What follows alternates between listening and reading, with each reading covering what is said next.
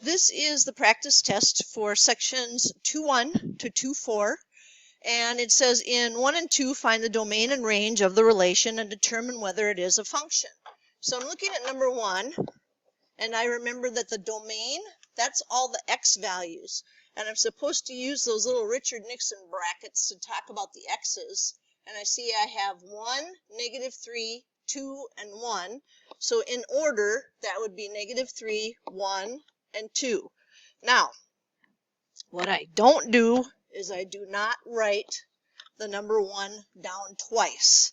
That says that I think that number 1 is different from number 1, which it's not, so we all know that. Then I go after my range, and my range is all of the y values.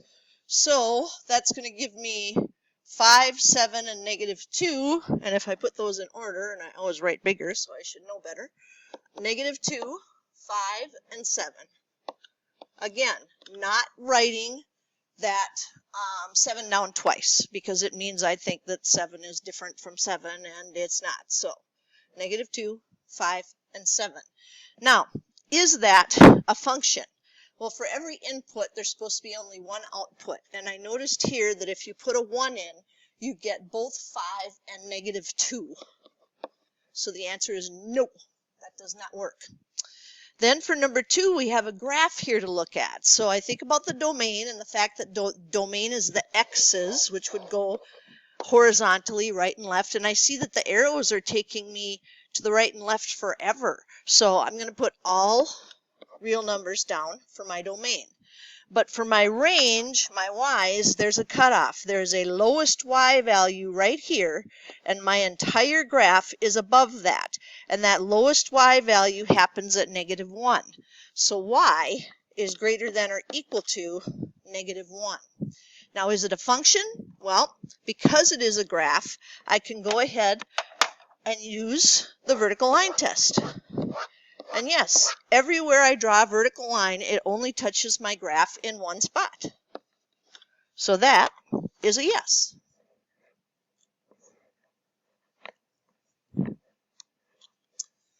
Three and 4 say, suppose f of x equals x squared plus 4x minus 7, and g of x equals the absolute value of x minus 3 plus 4. And number 3 says, find f of 4. So that means I'm going to have to use the function that was labeled f. But I have to remember that no math takes place over here. All the math is on the other side. So that would be 4 squared plus 4 times 4 minus 7. And then I have to follow the order of operations, something that not many of you did on the last test, so make sure you do it this time. You have to do parentheses first, but our parentheses here are for exponents and multiplication. So the next thing to do would be exponents, and 4 squared is 16.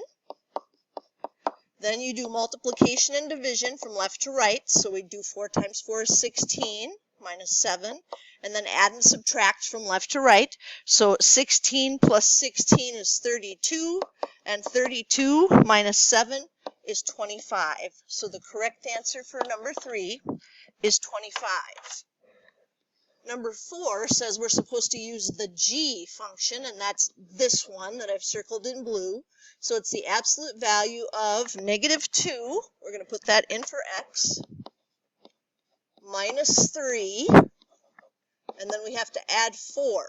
Now, absolute value bars work as grouping symbols, so they're like parentheses. You have to do what's inside of them first. -2 minus 3 is -5.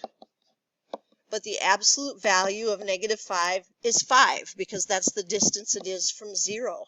And then 5 plus 4 is 9. So again, we are following the order of operations, treating absolute value like parentheses because it's a grouping symbol. Now, the next two problems say, find the slope of each line and show your work. So I'm looking at number 5, and I notice they give me 2 points, and I'm thinking slope, slope, find the slope, average rate of change, y2 minus y1 over x2 minus x1. And again, your first point will be x sub 1, y sub 1, and your second will be x sub 2, y sub 2. So -1 minus 6 over 6 minus a -3. Be very careful with all the negatives. -7 over 9, because 6 minus a -3 is 6 plus 3, which is 9. So my answer there is negative 7/9. Number 6, same thing, slope, slope, find the slope, average rate of change, y2 minus y1 over x2 minus x1, and then I wrote a 2 anyway. There we go. So this one would be negative 5 minus 3 over 8 minus 8. And right away you think, oh, something goofy is going to happen with this one. Oh, I have a 0 on the bottom. What does that mean? Well, a 0 on the top is okay. That's 0. But a 0 on the bottom is undefined. We can't do that. And if you don't believe me, try and punch negative 8 divided by 0 into your calculator. It's going to yell at you. It's going to tell you there's an error and you cannot divide by 0. 7 says rewrite the equation of the line so that it's in standard form with integer coefficients.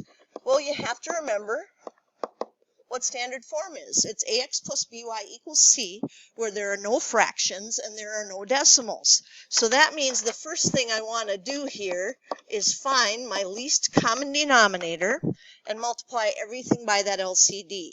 Well, these are little imaginary ones under here, so I have to go ahead and multiply everything by a least common denominator of 5. So 5 times all 3 of these terms. So we'll get 5y equals, and the 5's will cancel out here, and we'll get x minus 40. And then all I have to do to get it to be ax plus by equals c is have the x and the y on the same side. So I'm going to subtract an x from both sides, and that'll be negative x plus 5y equals negative 40. And that is standard form. So we would go and put, and look at this, we even remind you, hey, your answer's supposed to be in standard form. Wow, that was nice of us. Down here, we have another problem that's kind of hidden. There we go. Write the equation of the line with the given slope through the given point and put your answer in standard form. So I'm looking at this and I'm thinking, well, they gave me the slope and they gave me a point. That's point slope formula. So that's what I have to start off with. And the majority of the time, that is the equation that we start all of these off with. And we have m and x sub 1 and y sub 1. So it will be y minus 4 equals negative 2 times the quantity x minus a third. Now that is point slope form. So I can stop right there and I can write y minus 4 equals, there we go, negative 2 times the quantity x minus 1/3. But now I look at the second blank and I see, oh, my answer has to be in standard form. Well, I know I'm going to have to multiply by something, but before I do that, I better distribute that negative 2 so there's no more parentheses. Negative 2 times x is negative 2x. Negative 2 times negative 1/3 will be a positive, and think of that as a 2 over 1, top times top, bottom times bottom, a positive 2/3. Now, I want to get rid of the fraction, and my denominator is 3. So all 4 of my terms are going to get a 3. 3y minus 12 equals negative 6x plus 2. And then I need to start moving things over. I'm going to put this 6x over here with the y because standard form says ax plus by equals c. And then I'm going to add 12 to both sides, and I have 6x plus 3y equals 14. So lots of thinking the steps as you go through this one, since that one is in standard form in the end.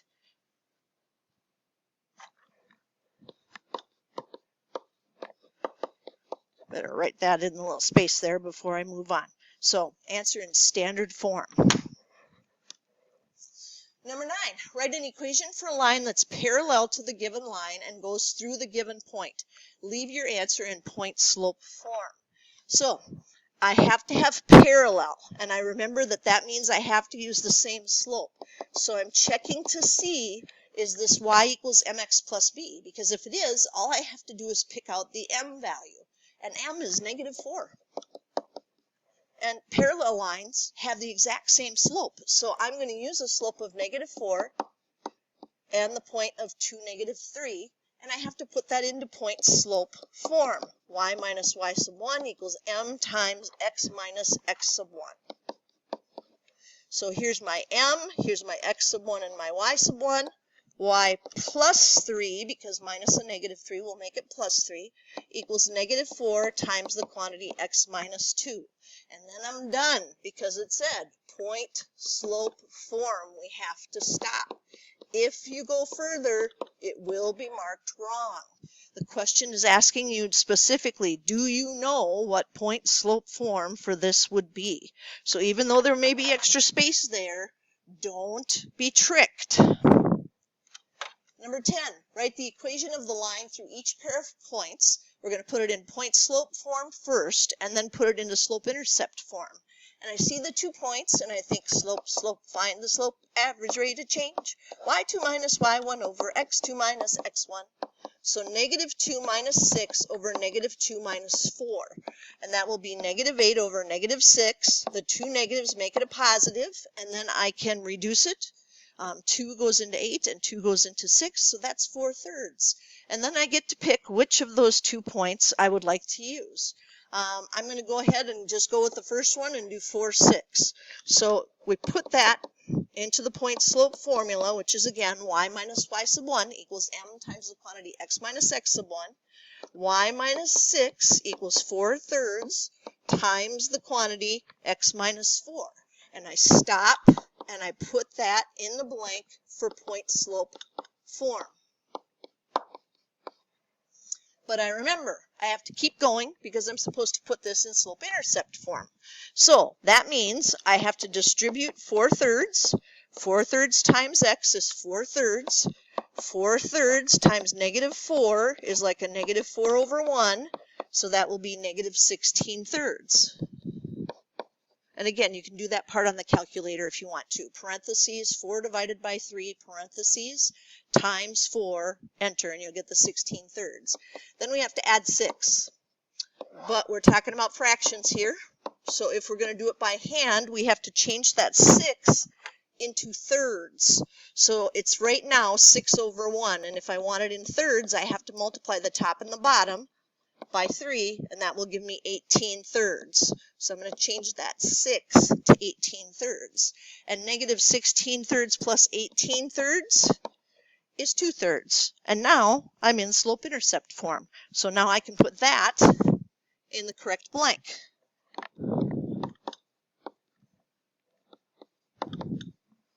And there it is. So you'll notice in quite a few of these problems, it's important that we understand what form it is we're giving our answer in.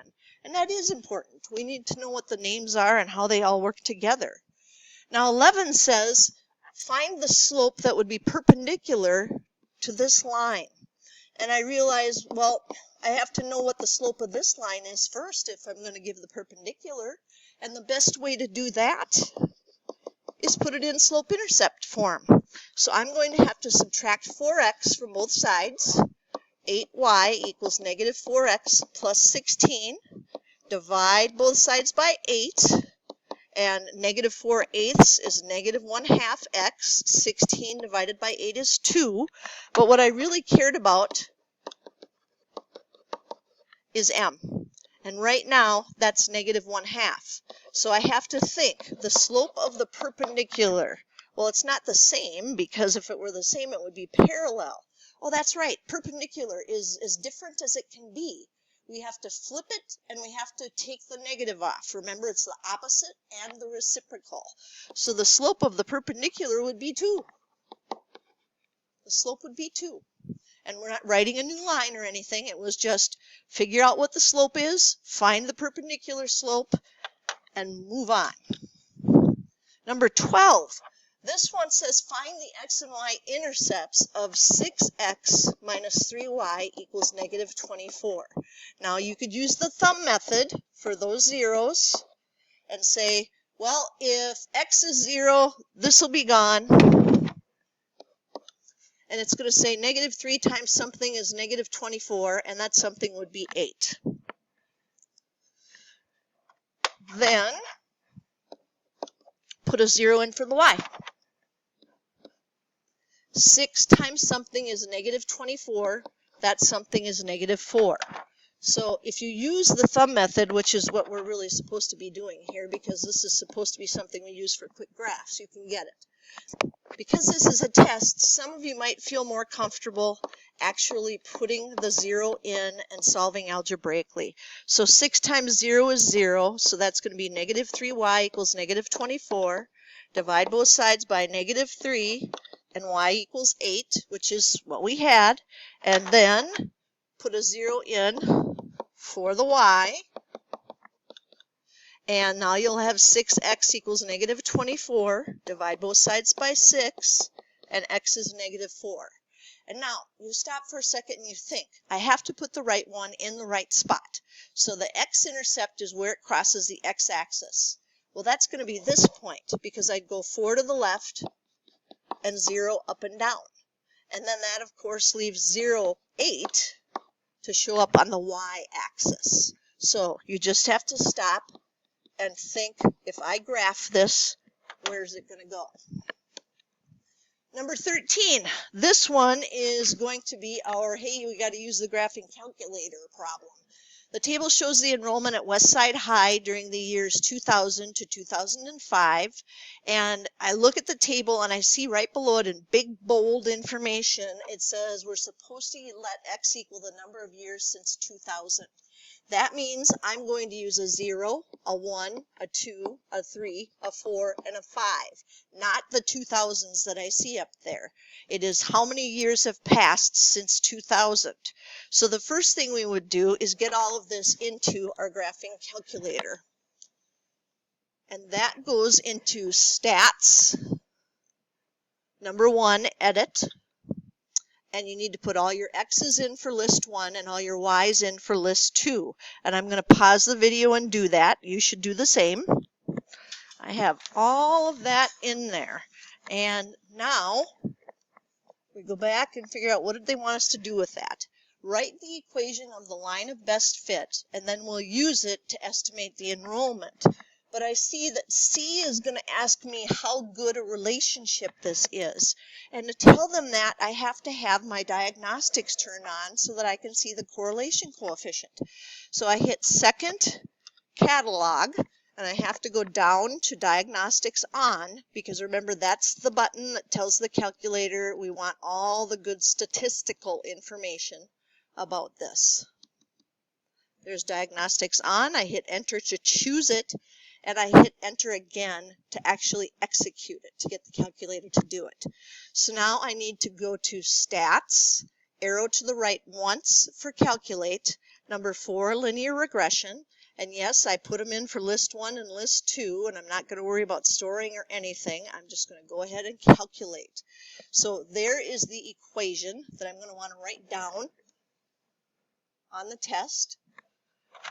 Y equals 144.74x plus 1,447.14 or so, 2 decimal places. Should be close enough. So let me try and remember that. 144.74x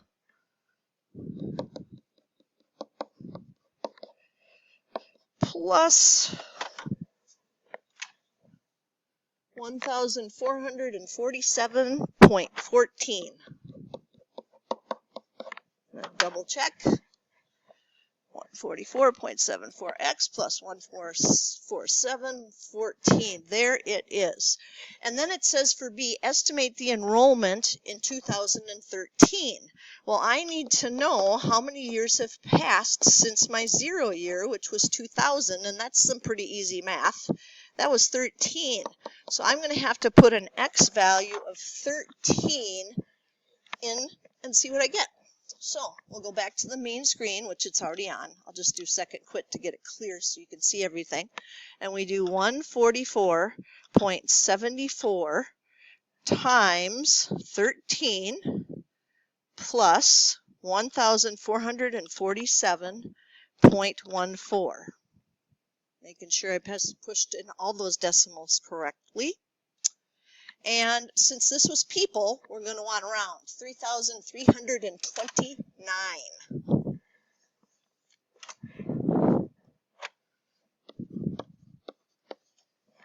So we've got 3,329 people in the year 2013.